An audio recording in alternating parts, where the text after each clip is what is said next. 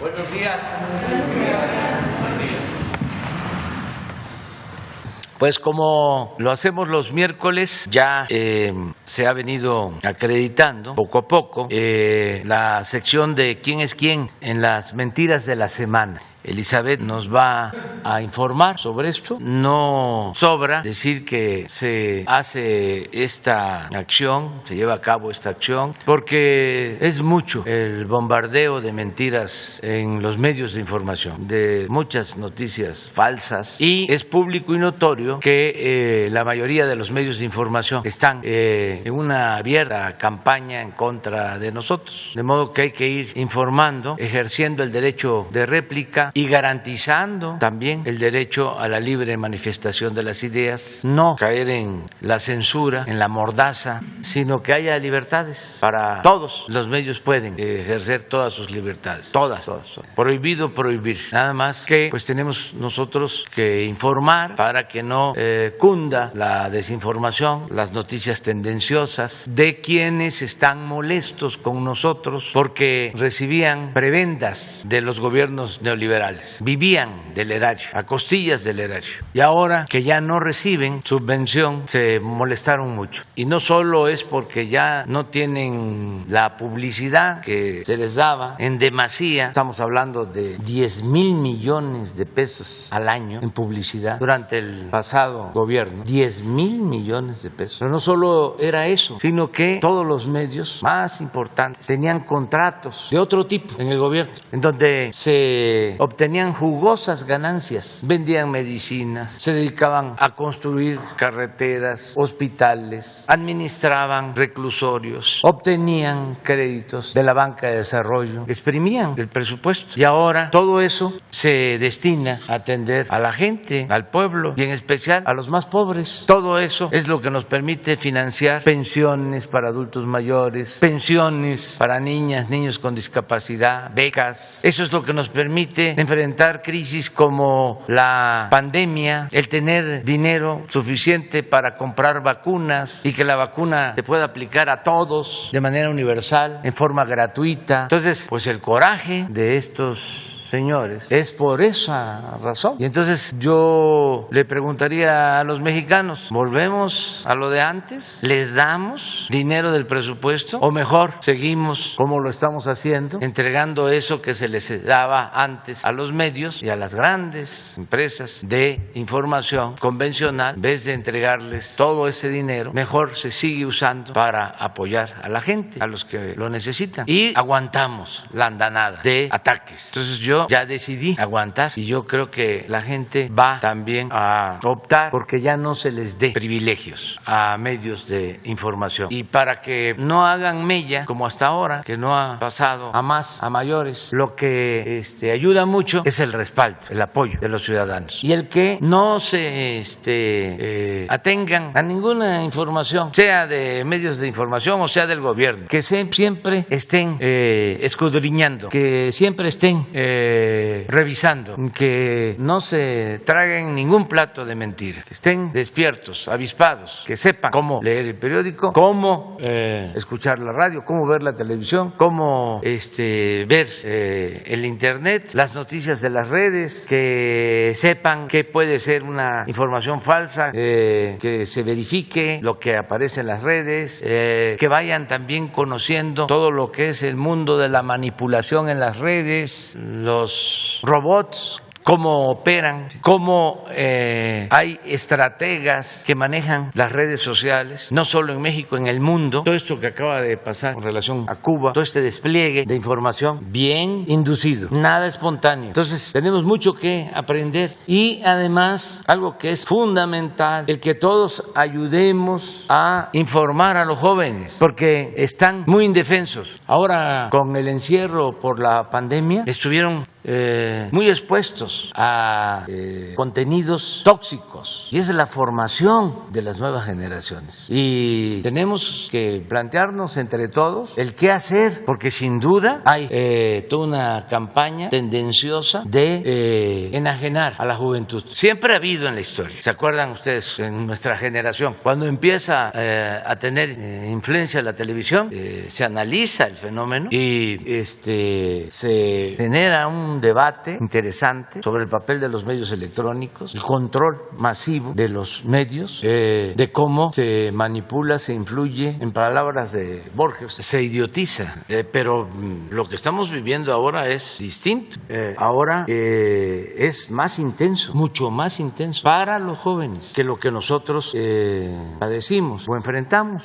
Por eso hay que buscar opciones alternativas. Todos lo vemos en nuestras casas, con nuestros hijos o nietos. Y esto es muy importante, el protegerlos ante la manipulación, sin autoritarismos, porque no es nada más decir está mal o te están manipulando o no te dejes llevar por eso, sino cuál es la alternativa, cuál es el modelo a seguir, cómo se informa. Claro, es muy importante el fortalecer los valores, el regresar a lo básico, al humanismo, y para eso la familia, y reforzar esos valores que se tienen, porque hay una gran reserva de valores en las familias mexicanas, reforzarlos con la educación, con los contenidos educativos. No fue casual de que quitaran durante el periodo neoliberal el civismo, la ética, el que declararan el fin de la historia. No, fue un plan bien concebido y les dio resultados. Entonces hay que regresar a la ética, hay que regresar al civismo, hay que regresar a la historia. El tronco común en la formación tiene que ser el humanismo. Así como se puede terminar una carrera de licenciatura ya en una especialidad, pues yo pienso que el tronco común tiene que ser el humanismo, como si fuese licenciatura. Buenos ciudadanos, fraternos, solidarios,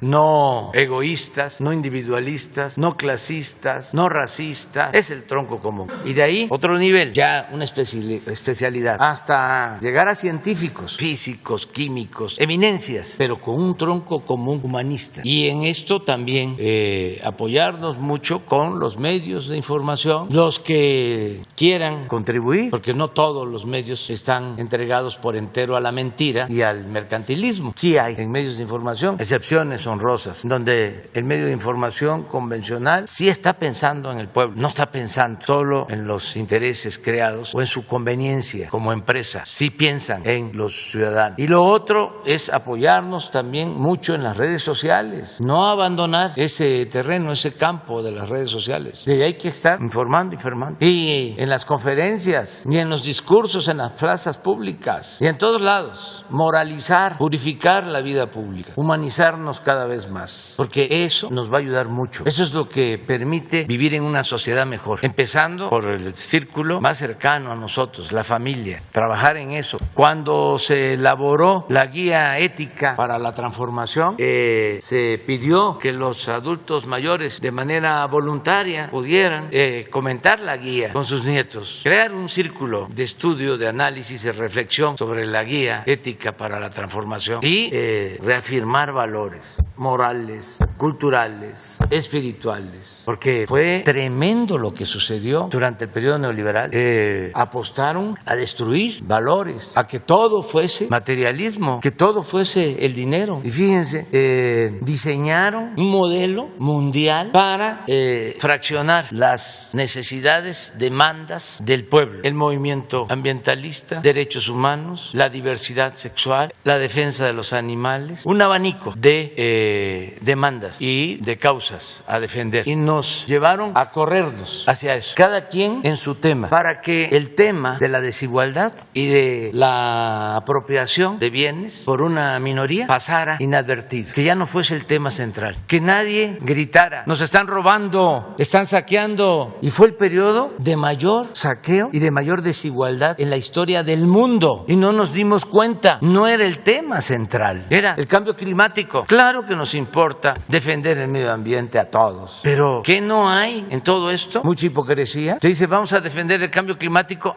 pero vamos a producir más petróleo, vamos a extraer más petróleo. Un doble discurso, porque lo económico, lo financiero está por encima de todo, aun cuando demagógicamente posiblemente estemos hablando del cambio climático. Aquí en nuestro país, durante todo el periodo neoliberal, ni siquiera se usaba la palabra corrupción en los discursos, ni en los medios. No se trataba el tema, ni en la academia. No hay libros sobre la corrupción que imperó en el periodo neoliberal. Y fue lo que destruyó todo, fue lo que llevó a la crisis de México. Y nosotros estábamos volteando a ver otro lado. Por eso ahora están tan enojados, porque estamos hablando de lo que consideramos el principal problema de México, la corrupción. No quisieran que habláramos de eso. Entonces, sí es importante la labor que podamos hacer entre todos para seguir creando conciencia, que siga adelante la revolución de las conciencias y tener mucho cuidado, mucha atención con los jóvenes para el futuro, porque ya se padeció demasiado durante el periodo neoliberal. Entonces hay que inventar lo nuevo. Por ejemplo, la nueva clase media,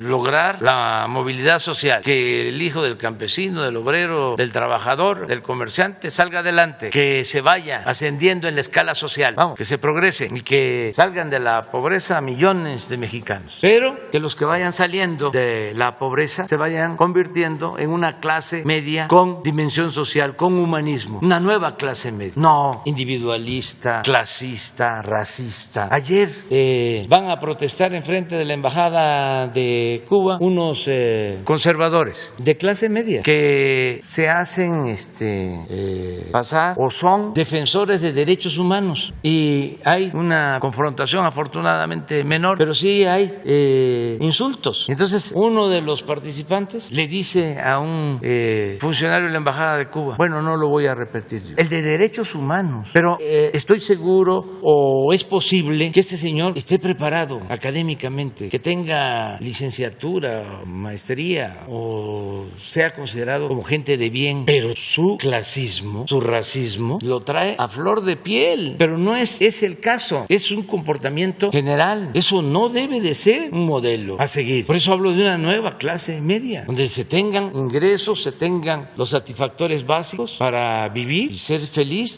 con solidaridad, con fraternidad, con respeto, con moral, con ética. Ese es el ideal para vivir en una sociedad mejor. No puedes poner el incidente de ayer. Todo esto yo ofrezco disculpa a ustedes, pero no olviden que yo tengo como tarea hablarle a mucha gente. Siempre lo he hecho, llevo años así, predicando pueblo por pueblo. Pues ahora que tenemos esta posibilidad con esta conferencia, que nos ven muchos, pues hay que hablar del tema, hay que poner el tema a debate. Aunque se esté en contra, pero esto es lo que importa para que podamos vivir mejor. ¿Lo tienen? ¡No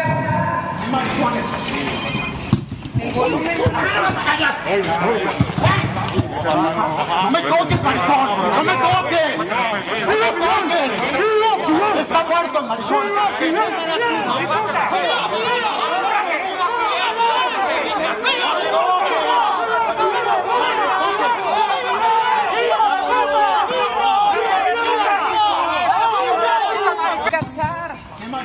Pero hay uno donde le hacen una entrevista a él. Además es... ¿Mande? Sí, las dos cosas.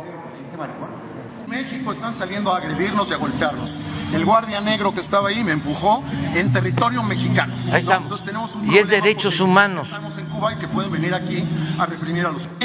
Presidente de la Comisión Mexicana de Derechos Humanos, pero no sabe lo que dice, porque es una formación y no es él solamente. A eso es a lo que me refiero cuando hablo de la necesidad de un cambio de mentalidad. Y ya en personas mayores ya es muy difícil que se den los cambios. Lo único que se logra es que se queden callados, pero la mentalidad está ahí. Nada más por cuestiones de hipocresía no lo externan, pero a la primera les brota, les sale. Entonces, ¿cómo le hacemos con los jóvenes para que no se actúe de esta manera? Y lo que están recibiendo de información pues va en este sentido, y peores cosas, porque hay también hasta promoción a la violencia, se despiertan odios. Entonces, ¿cómo buscamos que esto no pase? Ese es el cambio verdadero, no lo material, sino el cambio de mentalidad, y lo podemos lograr entre todos. Bueno, ahora sí, Elizabeth.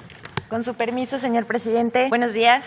¿Quién es quién en las mentiras? Es un ejercicio de transparencia en el que el Gobierno de México ejerce su derecho de réplica frente a las noticias falsas o la desinformación respecto al quehacer gubernamental. En este espacio se exponen las mentiras o información engañosa. Para hacerlo, recurrimos a la metodología Pointer recomendada por el relator de libertad de expresión de la Comisión Interamericana de Derechos Humanos. Esta consiste en ubicar las mentiras, analizar su alcance y precisar la información verdadera. Algunas voces de los medios de comunicación han señalado su preocupación porque en este espacio se ataque a medios de comunicación o periodistas y se descalifique las voces críticas y las opiniones disidentes. Queremos aclarar que esto no es verdad.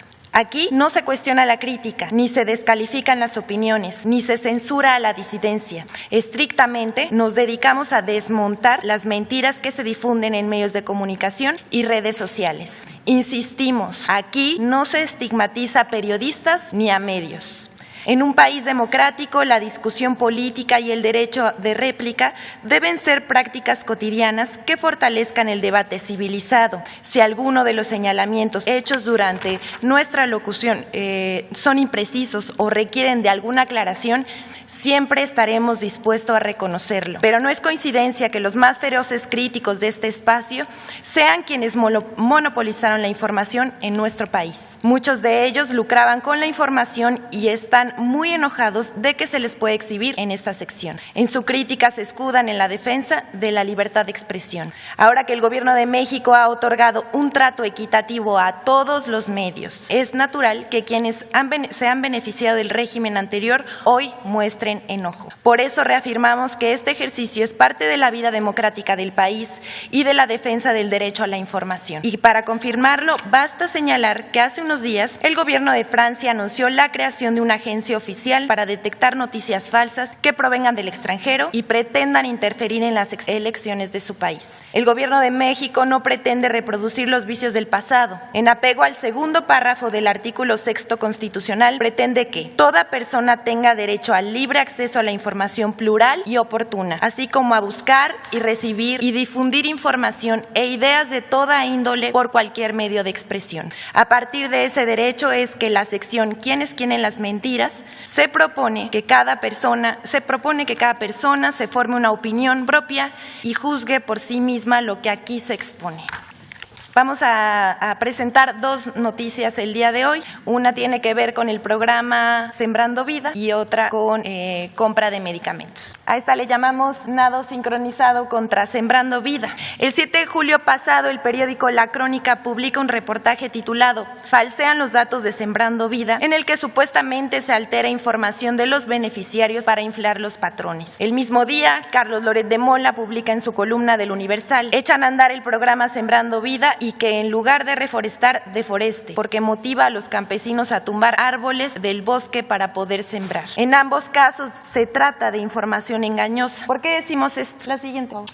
En primer lugar, el Gobierno de México no falsea información ni cifras de programas sociales. Los datos de los beneficiarios pasan por diferentes filtros antes de subirlos a la plataforma. En todos los casos se verifica la autenticidad de los datos para que la información sea transparente y confiable. Y se verifica en campo la información. El compromiso del Gobierno que encabeza el presidente Andrés Manuel López Obrador es que si hubiese una denuncia hacia un funcionario señalado por cometer actos incorrectos o ilegales, se presente inmediatamente al órgano interno de control y se inicie la investigación correspondiente. De haber un funcionario que no cumpla con los principios de transparencia y se preste a la simulación, se le sancionará y en caso, si es un ciudadano, se le dará de baja del programa social. Ahora bien, queremos que sepan de dónde viene esto. En los últimos 2 años se han publicado supuestas denuncias en contra del programa Sembrando Vida, pero ninguna ha sido probada. Incluso se acusó al programa de causar la deforestación del país. Todo ello es falso. Por ejemplo, este año se publicó un reportaje que se ha convertido en referencia nacional e internacional. Sin embargo, lo afirmado ahí es falso. La agencia Bloomberg publicó un reportaje firmado por Max de Haldebank en el que asegura que beneficiarios de Sembrando Vida deforestan la selva para poder integrarse al programa del Gobierno de México. El gobierno ofrece testimonios de supuestos sembradores sin nombre ni ubicación. Tras esta publicación, comunicación, al menos 8 medios de comunicación retomaron la información, entre los que se encuentran Reforma, El Universal, El Economista y Eje Central. Aquí estamos viendo las imágenes de cómo retomaron la información, mientras que destacados personajes de la oposición reprodujeron esta información en Twitter. Queremos recordarle al pueblo de México que solo el 10% de la población en México tiene una cuenta de Twitter, por lo que el debate se vuelve irrelevante si es en unos cuantos. Veamos, por ejemplo, los ejemplos de ellos son Gabriel Cuadri, Claudio X González, el expresidente Felipe Calderón y la Coparmex han reproducido este infundio. El video que se observa en estas impresiones de pantallas es una mujer narrando que están deforestando la selva, pero lo que claramente se observa en el video es un potrero, con lo cual es un infundio y es falso. A través de una búsqueda a la inversa en el sitio Google y a través de la plataforma Tanay, encontramos que las fotos con las que se ilustran las notas sobre el tema no están debidamente identificadas con el sitio en el que se supone fueron tomadas. Ahora queremos decir fuerte, ¿por qué es mentira? Las reglas de operación del programa Sembrando Vida indican claramente que no se puede ingresar al programa quienes hayan talado o realizado quemas en sus parcelas, y esto se verifica y documenta antes de ser beneficiario. El reportaje de Bloomberg cita un informe del Instituto de Recursos Mundiales, con sede en Washington, y afirma que el programa pudo haber causado la pérdida de 73,000 hectáreas de cobertura forestal en 2019. José Iván Zúñiga, gerente de bosques del Instituto de Recursos Mundiales en México, aclaró en entrevista con la periodista Elia Baltazar para el Imer México que el dato de 73,000 hectáreas no es por deforestación, sino por pérdida de cobertura forestal, y que esta se debe al cambio de uso de suelo, la urbanización, la agricultura y la ganadería, y la tala ilegal. Precisa que Sembrando Vida no es culpable de esa situación y no debe criminalizarse el programa. Sembrando Vida es uno de los programas de reforestación más importantes en el mundo. Este año se habrá sembrado más de 800 millones de árboles, por lo que ya está muy cerca de lograr la meta de sembrar 1,000 millones de árboles en más de 1 millón de hectáreas. Es un programa de reforestación y de regeneración social sin precedentes en el país y uno de los más importantes en el mundo. La siguiente, a esta le titulamos Birmex y la información patito. Ahora mostramos el caso de Darío Celis en El Financiero, que se presenta en esta ocasión, en esta sección, no por su oposición a este gobierno, por su crítica o por sus opiniones contra el presidente. Aparece en esta sección porque publicó mentiras en su columna publicada el 12 de julio pasada, titulada Escándalo, incinera Birmex Propofol Patito. El Propofol es un anestésico de corta duración que es utilizado para intubar a pacientes críticos de COVID-19. El señor Darío Celis asegura que el medicamento fue comprado en la India por los laboratorios de biológicos y reactivos de México. Esta información es falsa. Birmex, como se conoce a este laboratorio público, adquirió el medicamento en Europa. El columnista del Financiero afirma que el gobierno importó el Propofol sin registros de la Comisión Federal de Protección contra Riesgos Sanitarios, lo cual también es falso. El anestésico importado cuenta con las certificaciones internacionales aceptadas, como son la CE en Europa y la FDA, y está debidamente documentado que cuenta con el acta de hechos de la Comisión de Operaciones Sanitarias de COFEPRIS. Vamos a presentar el documento. Ahí está el documento de la COFEPRIS. Darío Celis, además, asevera que el Propofol, por el que se pagó cerca de 60 millones de pesos, fue destruido, incinerado. Tercera falsedad. Al día de hoy no se ha decomisado, ni mucho menos se ha incinerado una sola pieza de Propofol. Muestra de ello es que es el inventario actualizado que tiene Birmex en sus almacenes ubicado en el Estado de México. ¿Es cuánto, presidente? Adelante. Buenos días, señor presidente. Muchas gracias. Soy Alberto Peláez, soy periodista español, periodista hispano-mexicano. Mire, presidente, los que me conocen saben lo mucho que yo quiero este país. Yo tengo conciencia de México desde que tenía 5 años, gracias a mi padre. Mi padre viajaba por toda América Latina en los años 60, en aquella España en blanco y negro, presidente, del franquismo. Y nosotros fuimos 5 niños que crecimos con los grandes mitos mexicanos que se hicieron mitos para nosotros. Me estoy refiriendo a Jorge Negrete, a Lola Beltrán, a Cricri, porque nosotros, mis 5 hermanos, hermanos y yo fuimos los únicos españoles que crecimos con Cricri, porque mi padre traía las canciones de Cricri a casa los sábados. Con esto lo que le estoy diciendo, yo estoy casado con mexicana, mis hijos son hispano-mexicanos, por las venas de mis hijos corre sangre mexicana. Yo este país lo quiero mucho. Las relaciones que ha habido entre España y México, presidente, de toda la vida han sido realmente espectaculares. Ustedes fueron sumamente generosos con los españoles y con el resto del mundo cuando exportaron la patata y el tequila y el mezcal y los mariachis y el mole y el maíz y el chocolate. Y España lo que hizo es entregar un idioma que hoy lo hablan 700 millones de personas, presidente. Que si una persona que vive en Madrid va a París, coge un avión y se planta 1 hora en París, si no habla francés no se va a enterar. Pero si esa misma persona coge ese avión y viene a Ciudad de México, a Lima o a Buenos Aires o a San Salvador, todo el mundo habla el mismo idioma. Claro, con acentos distintos, lo cual le hace mucho más rico. Las relaciones, le digo, han sido siempre francamente buenas. Ustedes, el general Lázaro Cárdenas se portó, tenemos una deuda con él, efectivamente, porque abren ustedes los brazos al conocimiento. Muchos españoles que vinieron de aquella España muy dura que estaba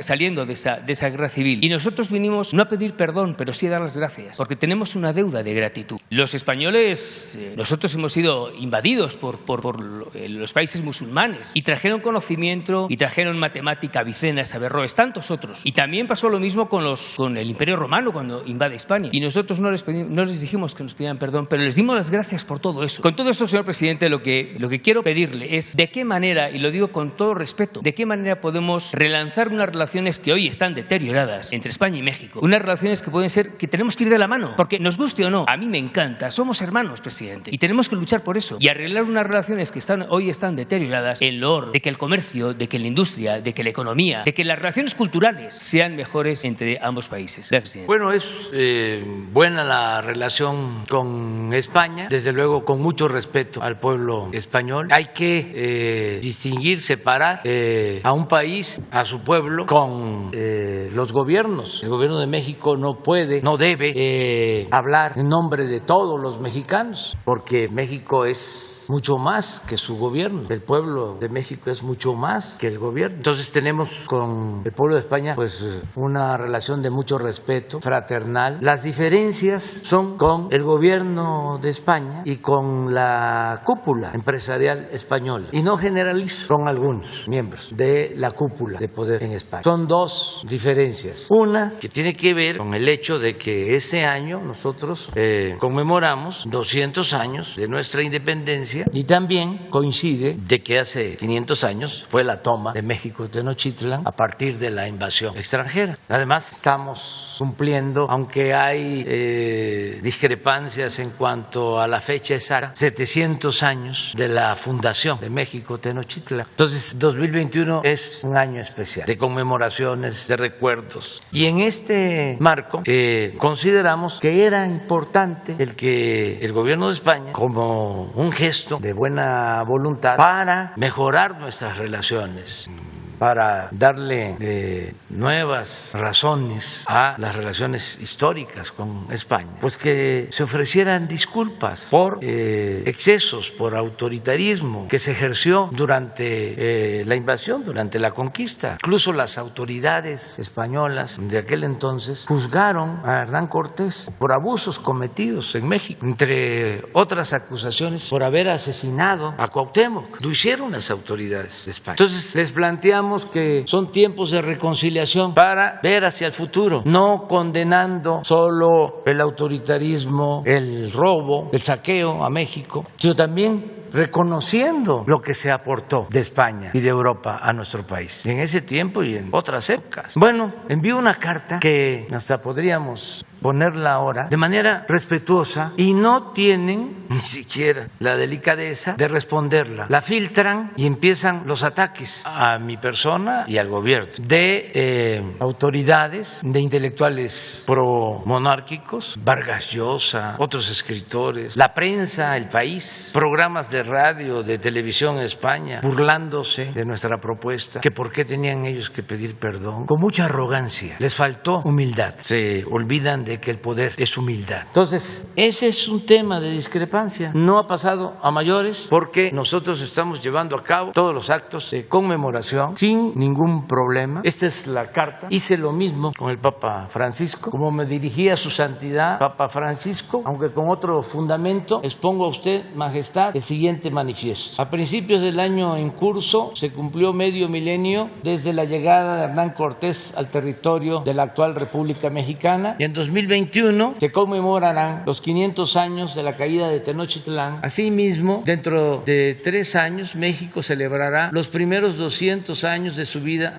Está mal ahí, es en septiembre, 3 meses, celebrará los primeros 200 años de su vida independiente, es en septiembre de este año. Nos encontramos pues en un periodo en el que resulta ineludible la reflexión ante hechos que marcaron de manera decisiva la historia de nuestras naciones y que aún generan encendidas polémicas en ambos lados del océano. Cuando mandé esta carta y empezaron los cuestionamientos, se dijo, eso ya pasó, eso ya se olvidó. No habían transcurrido ni 20 días o un mes después de esto y empezaron movimientos, sobre todo en Estados Unidos, en contra de la colonización, quitando de estatuas, todo un movimiento, porque existen todavía estos sentimientos. Sin afán de ahondar en ellas, Su Majestad, me ciño a los hechos. La incursión encabezada por Cortés a nuestro actual territorio fue sin duda un acontecimiento fundacional de la actual nación mexicana. Sí, pero tremendamente violento, doloroso y transgresor. Comenzó como un acto de voluntad personal contra las indicaciones y marcos legales del Reino de Castilla. Cortés sale de Cuba por su propia decisión. Y la conquista se realizó mediante innumerables crímenes y atropellos. Así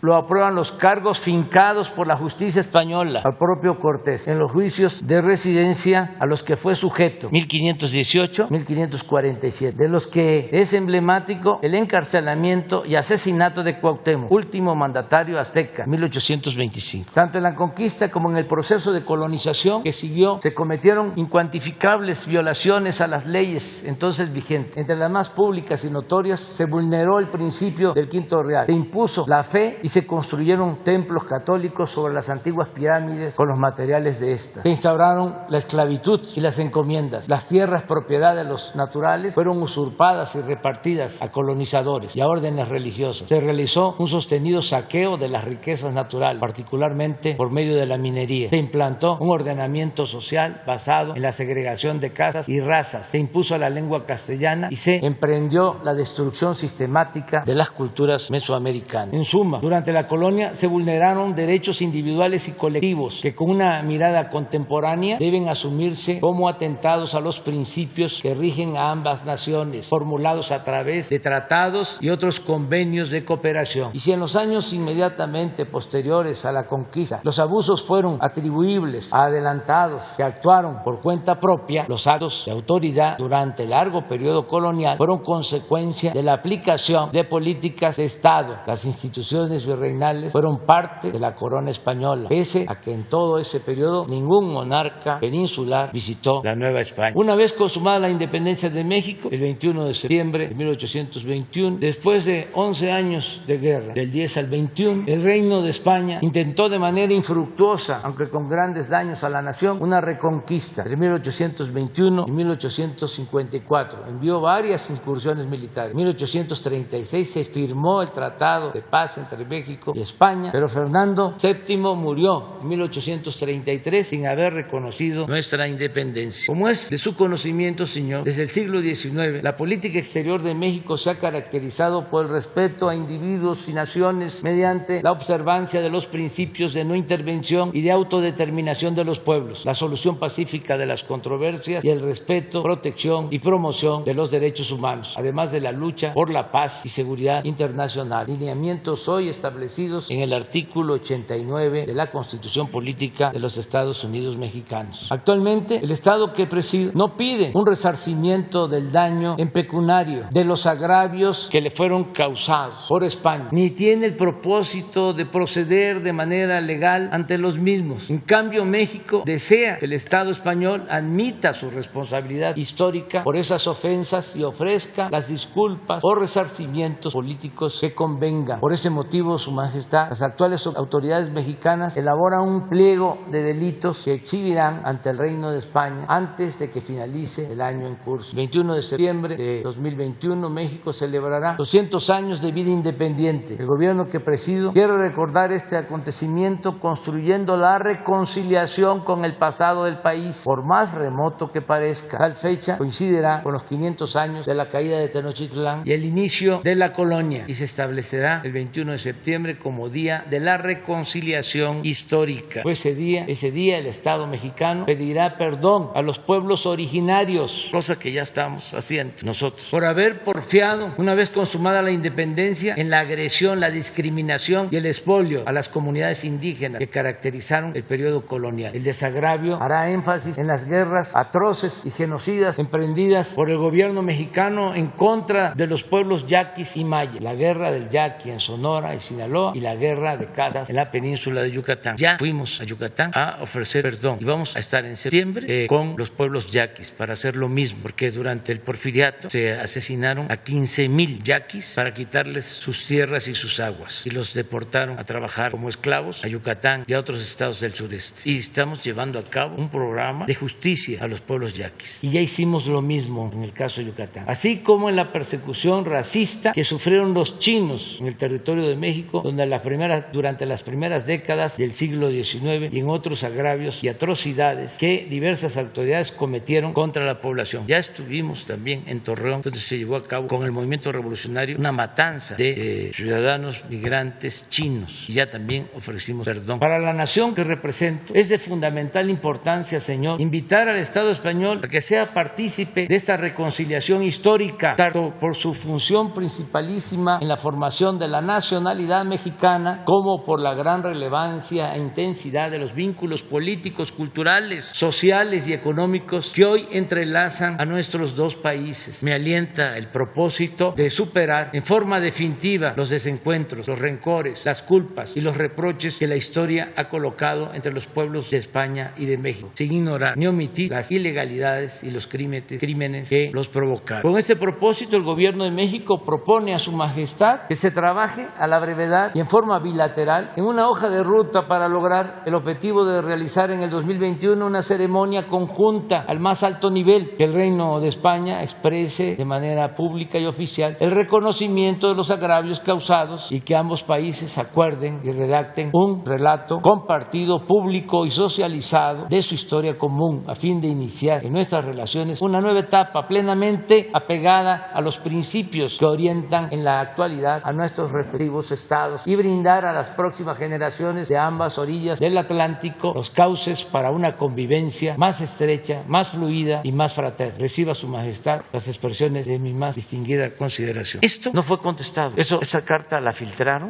a la prensa y desataron toda una campaña de ataques. El señor Vargas Llosa y todos. Estaba yo viendo ayer sobre el tema de Cuba un Twitter de un escritor español que habla de que Cuba es una dictadura.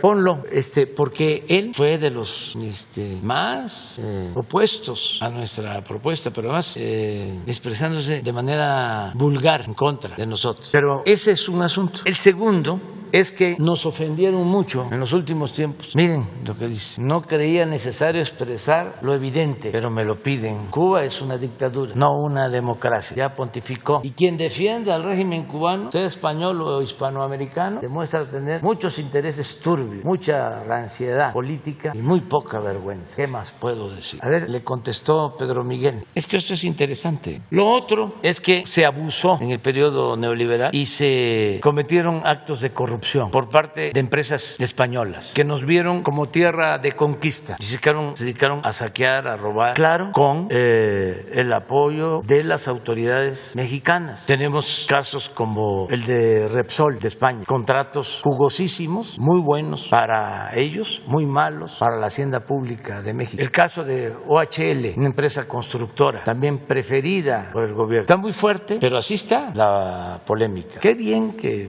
lo planteas, como buen periodista que eres. Retomo lo de las empresas. Y el caso más ofensivo es el de Iberdrola. que se convirtió en un monopolio y controla el mercado eléctrico del país. Y la ofensa mayor, y eso se lo dije al presidente del Consejo de Administración de Iberdrola, es que se llevaron a trabajar a la secretaria de Energía del Gobierno de México y contrataron como consejero de Iberdrola al expresidente Calderón. Eso no sucede en ningún país del mundo. Entonces ya no se permiten esas conductas y continúa la relación económica. España es nuestro segundo socio comercial, el primer socio comercial de México y el primer socio comercial de Estados Unidos es México y el segundo es España, y vamos a mantener buenas relaciones. Por ejemplo, tienen los empresarios españoles, sobre todo los financieros, mucha presencia en México con los bancos. Acabo de reunirme con el presidente de lo que era Bancomer, que ahora es, no recuerdo el nombre, es un banco,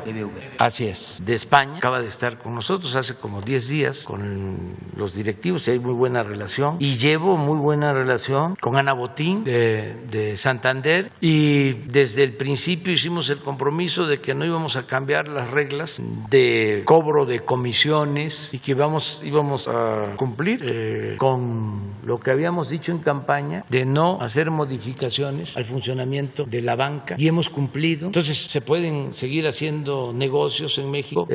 México sigue estando abierto a la inversión extranjera y a la inversión de España, negocios lícitos que no se hagan al amparo del poder público, que no se hagan mediante el influyentismo, que no tengan que ver con la corrupción. Entonces yo creo que convenía el poner un límite a esa situación de descomposición que había en las relaciones económicas y comerciales, en donde perdía México, en donde se consideraba, lo repito, que México era tierra de conquista. Eso ya no se va a permitir, pero no hay ninguna aversión al pueblo español, que respetamos mucho. ¿Me da usted el derecho a la réplica, sí, presidente? Mire, cuando le he hecho esta pregunta es porque, bueno, uno no solamente es de donde nace, uno es de donde le quieren, donde uno conoce a la gente, y yo me siento profundamente mexicano hace muchos años, por eso me he atrevido a hacer esta pregunta. En España, como usted sabe muy bien, se lo dije antes, se lo repito ahora, lo desarrollo rápidamente, estuvimos dominados por los árabes durante 8 siglos y estuvimos dominados también por el Imperio Romano, y gracias a ellos, sí, con todos los claroscuros que hubo, por supuesto que los hubo, pero pasó hace muchos años, presidente, hace muchos siglos. No llego a entender, a lo mejor es que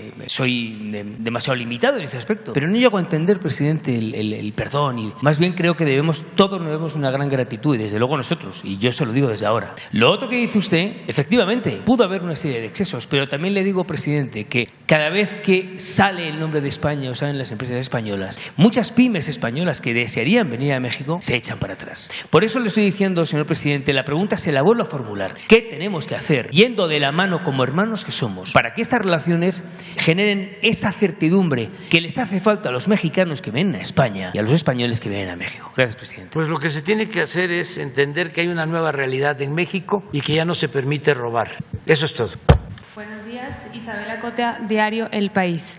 Mi pregunta es sobre el conflicto de la Comisión Federal de Electricidad con la empresa estadounidense Whitewater Midstream. Es una empresa comercializadora de gas en Texas que a unos meses de haber sido fundada recibió miles de millones de dólares en contratos con la CFE a partir de la reforma energética y bajo la administración anterior. La CFE ha dicho que emprendió acciones legales, tanto civiles como penales, en contra de Whitewater Midstream. Y mi pregunta para usted es, ¿qué detalles, qué avances nos puede dar sobre esta demanda? Nos interesa saber si la demanda se dio en Estados Unidos, en alguna corte en Nueva York, por ejemplo.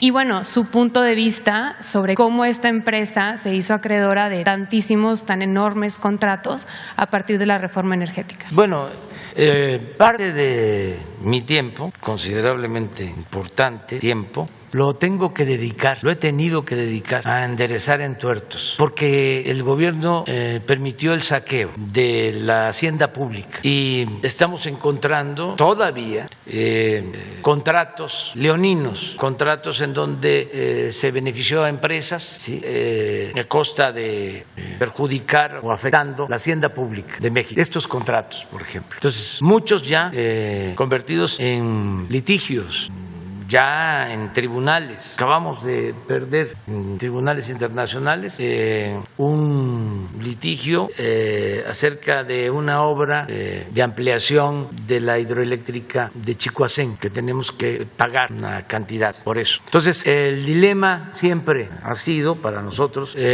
acudir a los tribunales, que es interesante eso, en donde siempre perdemos, porque todo el aparato judicial lo construyeron, todo el andamiaje judicial está construido para favorecer a las empresas. Es muy difícil que gane el gobierno, ni en México ni en el extranjero. Entonces, ante esa situación, es una realidad, hemos optado por buscar acuerdos. Es decir, a ver, cuando el gobierno estaba al servicio de ustedes, y ustedes eran los que mandaban, porque ustedes tenían secuestrado al gobierno, se firmaron estos contratos, pero son completamente injustos, como los contratos que firmaron para los gasoductos, donde había que estar pagando tarifas elevadísimas y al final los gasoductos se quedaban como propiedad de las empresas. ¿Por qué hicieron lo de los gasoductos? Por corrupción, porque compraron gas de manera exagerada. Tenemos que hacernos cargo de contratos que significan el doble del gas que necesita México y que se tiene que pagar, aunque no lo usemos. ¿Pero por qué hicieron estos gasoductos? Porque supuestamente iban a construir 12 plantas termoeléctricas que iban a requerir ese gas. Pues no construyeron las 12 plantas termoeléctricas, pero sí entregaron los contratos para el gas por influyentismo. Entonces logramos un acuerdo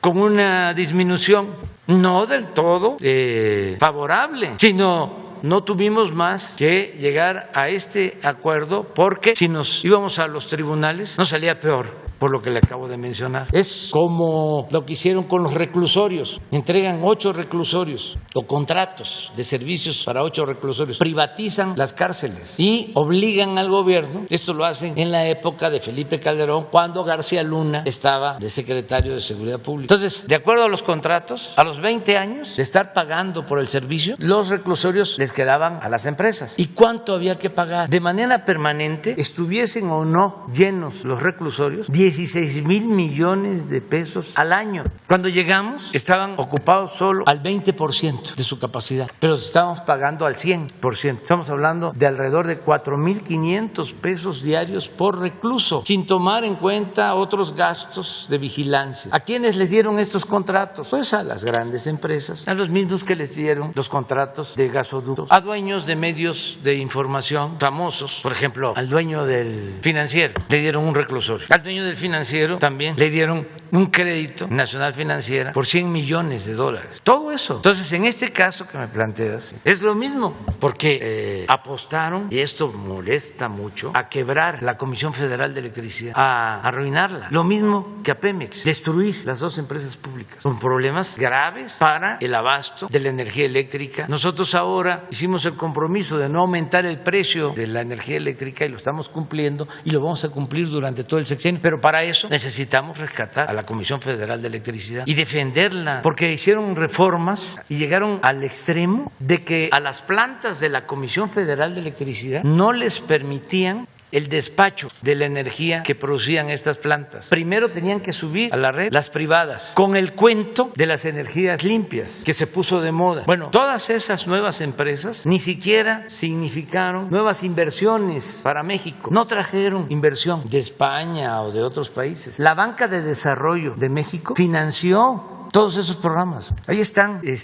los adeudos. Por ejemplo, las hidroeléctricas de la Comisión Federal de Electricidad no podían turbinar, generar energía, no les permitían subir lo que llaman el despacho a la red. Las dejaron hasta lo último. Y la energía que se produce con agua es la más barata y la más limpia. Entonces, ajustaron el marco legal para saquear, para robar. Eso que estás planteando es parte de lo mismo. Lo está viendo el director de la Comisión Federal de Electricidad y se va a analizar hasta lo que se pueda hacer legalmente y de acuerdo a nuestras posibilidades, porque como decía también el presidente Juárez, nadie está obligado a lo imposible. Vamos a informarte, le voy a pedir a Jesús que te entregue todo el informe de cómo está este asunto. Muchas gracias. Una de estas reformas precisamente fue de las que usted habla durante la administración pasada, incluyó la creación de CFE International, que funciona como una empresa privada. Y y Pemex también tiene un equivalente que es PMI. Estas empresas privadas tienen discrecionalidad y funcionan como un tipo de caja negra, a pesar de que son financiadas por el pueblo de México. Yo quiero saber si en su propuesta que usted ha anunciado para el nuevo sector eléctrico, que incluirá una reforma constitucional, van a erradicar estas filiales privadas de las empresas productivas del Estado. Sí, en general lo que vamos a plantear es que el Estado pueda hacerse cargo del 54% del mercado nacional. Ahora la Comisión Federal puede aportar el 35% y tiene capacidad para mucho más, pero sus plantas están paradas o subutilizadas porque no les permiten el despacho. Los órganos que crearon con la reforma energética están por encima de la autoridad de las empresas públicas, por encima de Pemex y por encima de la Comisión Federal de Electricidad. Entonces, la ley, por ejemplo, es la que decide y cómo funciona estos órganos autónomos, que son los que definen la distribución del mercado. Entonces, por eso vamos a modificar la Constitución para que 54% sea abastecido por la Comisión Federal de Electricidad y 46% para la iniciativa privada. O sea, no es desplazar al sector privado, es poner orden, porque no se le puede dar el mismo trato a Repsol o a Odebrecht que a la Comisión Federal de Electricidad. La Comisión Federal de Electricidad es una empresa pública que no tiene fines de lucro. Es una empresa pública para que no aumente el precio de la luz en beneficio de consumidores domésticos y en beneficio de las empresas. Es para impulsar el desarrollo de México. Las empresas particulares, su propósito es la ganancia, es la utilidad, es el lucro. Entonces, ¿cómo se le va a dar el mismo trato? Bueno, ni siquiera el mismo trato, porque de acuerdo a la reforma energética, el trato preferencial fue para las empresas particulares. Entonces, la reforma que estamos proponiendo es, vamos a mejorar esta relación y que la Comisión Federal pueda dar el servicio, mantener la red nacional. Es un asunto hasta de seguridad nacional, tiene que ver con la protección civil, tiene que ver con garantizar que no haya apagones, que no nos falte nunca la luz, pero se necesita poner orden. Es lo que se va a hacer con la nueva reforma. Y en lo que tú estás planteando, si eso es algo que perjudique al sector público, se va a quitar, se va a modificar. Vamos a hacer esta reforma. No queremos meternos tanto a fondo, es eso, y darle un trato especial a la Comisión Federal de Electricidad, porque si no, es sancionada y se le considera monopolio por el Instituto de la Competencia, que defiende a las empresas particulares y que está en contra de la Comisión Federal de Electricidad y de Pemex. Cuando hicimos una reforma legal, todavía no se publicaba la reforma aprobada por el Poder Legislativo, y a unas horas empezaron a llover amparos. Y lo más sorprendente es que así, con esa rapidez, este Instituto de la Competencia también presentó un amparo en contra de la ley eléctrica. O sea, no guardan ni siquiera una actitud de mediación, de equilibrio, de conciliación. No, hicieron todo esto, toda la llamada reforma energética, y montaron todos estos aparatos supuestamente autónomos, ¿sí? Para favorecer a las empresas particulares, nacionales y sobre todo extranjeras. Entonces, son órganos autónomos del pueblo y de la hacienda pública, pero dependientes completamente del sector que ha sido beneficiado con la política neoliberal. Entonces, es lo que estamos corrigiendo. No teníamos uno pendiente, un compañero que... Gracias, señor presidente. Buenos días, Víctor, buen día para Víctor Blogs y México Informa de YouTube, presidente.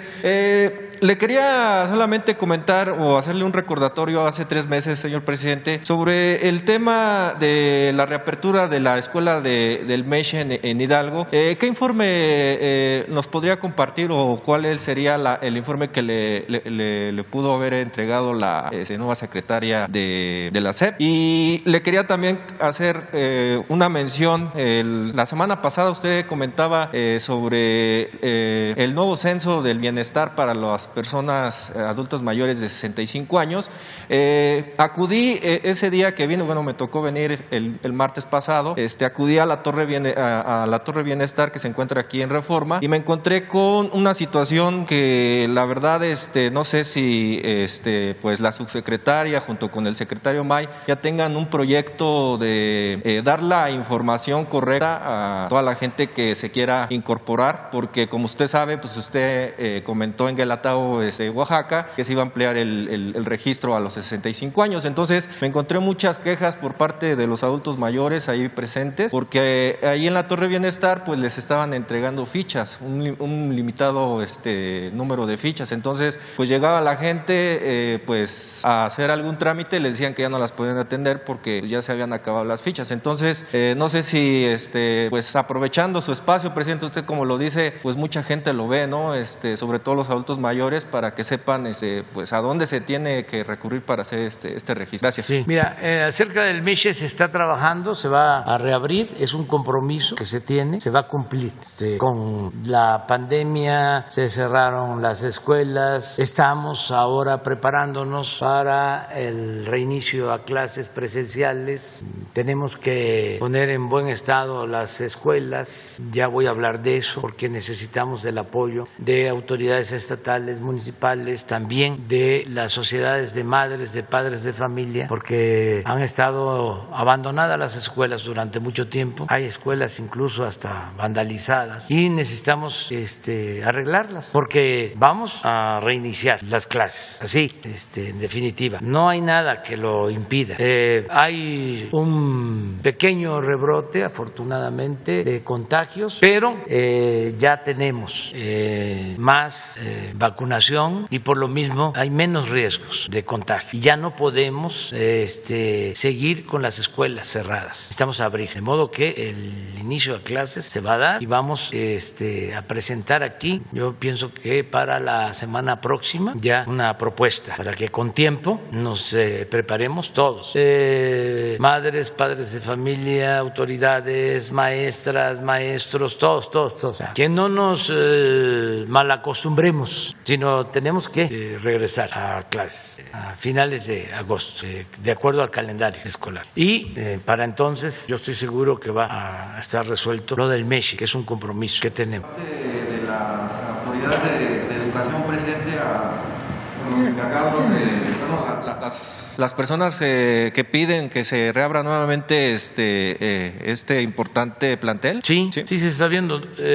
Teníamos unas mesas antes de la pandemia con los maestros, nos reuníamos periódicamente. Ahora se suspendieron por la pandemia, pero ya vamos a volver a mantener estos diálogos, tanto con el sindicato de maestros como con la CENTE, aquí en Palacio. Nos reuníamos periódicamente. Vino la pandemia, se suspendió, pero ya vamos a reiniciar también ese diálogo. Y ahí en esas mesas se trataba el asunto del MESHI. Hubo una discrepancia porque ya el sistema de educación superior de universidades Benito Juárez ya estaba dando una opción, una alternativa. Los maestros dijeron no, queremos que sea como estaba anteriormente, antes de que lo cerraran, el MESHI, y que además incluya de albergue. En eso se está ya está la instrucción para que se cumpla, es un compromiso que yo tengo y se va a cumplir. Entonces, les podríamos comentar a los profesores que en este nuevo ciclo escolar podría estar ya abierto el plantel, señor presidente. Sí, y además lo tenemos que hacer porque ha pasado mucho tiempo y hay que seguir empujando el elefante. Eso. Lo de los adultos mayores, decirles, son dos cosas. Una, que ya se está aplicando, el aumento del 15%. Ese ya lo recibieron. Los que están inscritos, que son más de 8 millones, ya recibieron el aumento del 15%. Y viene otro aumento, porque va a ser periódico, hasta llegar a principios del 24, siendo el doble de lo que se recibe en la actualidad. O sea, va a ir aumentando, va a incrementarse al 100% y va a ir aumentando también de acuerdo a la inflación, agregándole la inflación. Ese es el compromiso que hice en Guelatao, Oaxaca, y se va a cumplir. Lo otro es el compromiso de incluir a mayores de 65 años. En eso es un proceso también que se está llevando a cabo. Es una cantidad en un bimestre, va a ir aumentando y se piensa que para finales de marzo del año próximo tenemos ya el 100, es decir, a todos ya de 65 en adelante. Entonces por eso se está haciendo poco a poco. Ese es el plan general. Voy a pedirle a la subsecretaria de egresos de Hacienda, que es la que hizo la proyección, Victoria Rodríguez, a Carlos Torres, que es secretario técnico y coordinador de lo que son programas de bienestar. Bienestar, y a Ariadna Montiel, subsecretaria de Bienestar, a Javier May, secretario de Bienestar, los 4 que vengan aquí, si es posible, el lunes. Vamos a estar en Acapulco, pero lo pueden hacer allá. La agenda, señor presidente, creo que está programada ahí unos encuentros o informes, ¿no? del bienestar. Va a ser social, todo. Mi gira por Guerrero es para evaluar programas de bienestar, porque Guerrero es un estado para nosotros prioritario. Oaxaca, Chiapas, son de los estados en donde tenemos que seguir invirtiendo más, porque son de los estados con más pobreza. Ahora, los 3 estados, Chiapas, Oaxaca y Guerrero, son los que más apoyos están recibiendo, pero hace falta más, sobre todo en Guerrero. En Chiapas vamos avanzando. Por ejemplo, en Chiapas el programa Sembrando Vida son 200,000 hectáreas, son 80,000 sembradores. Eso que se habló el día de hoy. En el caso de Oaxaca, bueno, son muchas acciones integrales para el bienestar del pueblo de Oaxaca. Y en Guerrero también. Guerrero, lo más que se ha hecho, bueno, ahí hay adulto mayor, hay apoyo para discapacitados, hay becas, todo. Pero ahí lo que destaca es que se han entregado, desde que estamos en el gobierno, venía desde antes del programa, pero ahora es a todos los productores de Guerrero fertilizantes gratuitos. Sin embargo, no es suficiente. En Guerrero se requiere más, porque es de los estados, repito, con más pobreza y con mayores niveles de desnutrición en regiones como la montaña. Entonces, voy a eso. Además, yo quiero, porque es un compromiso que está pendiente, que la Secretaría de Salud del gobierno federal se traslade a Guerrero, porque viene todo el plan de descentralización que no se ha podido cumplir. Solo en el caso de la Secretaría de Energía, que sí ya está Rocío Nale despachando desde Villahermosa,